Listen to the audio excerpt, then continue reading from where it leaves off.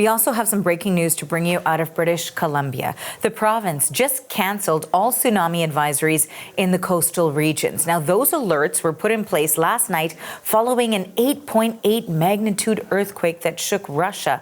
It triggered tsunami warnings from Hawaii to Japan. Advisories remain in effect in parts of California. Chile has upgraded its tsunami warnings for most of its Pacific coast to the highest level.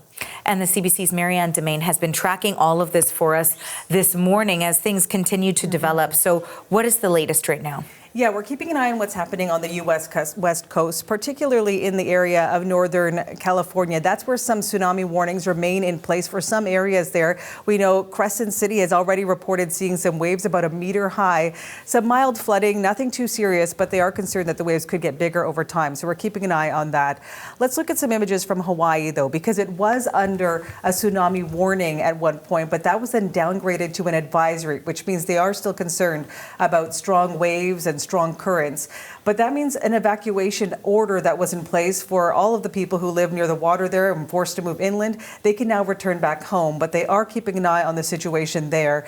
There were concerns about really high waves. They didn't end up being as high as they had feared, and so that's why there was that downgrade in the alert. The worst is over there. That's according to officials, and so they're just keeping an eye on how the situation continues to unfold. Of course, tsunamis are not one big wave. It's a series of waves over a long period of time, and so that's why they're making sure the waves don't get any bigger, although they have not been as big as they feared, as I mentioned. Now, alerts were also canceled in parts of Russia as well as in Japan. Those were the areas that were first hit by these tsunami waves, initially prompting evacuations, impacting millions of people. You're looking at images here from Japan, Hokkaido, Japan specifically. That's where a tsunami warning was downgraded, like in Hawaii, to an advisory. So still not in the clear there, but they are watching these potentially dangerous waves that are still coming in as a result of yesterday's earthquake.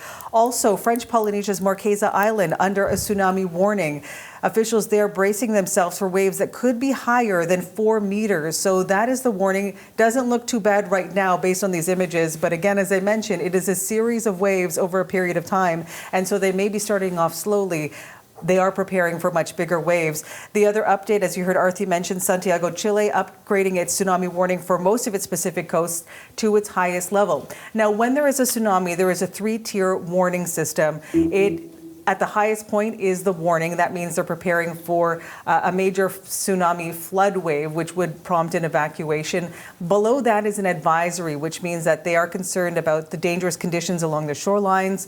That's what we saw in BC. That's now been canceled. And then there is the watch, which means there is a possible tsunami coming, but they're just watching for that. So we will continue to watch the situation unfold as well, particularly in the area of Northern California, Chile, and of course, in those French Polynesian islands.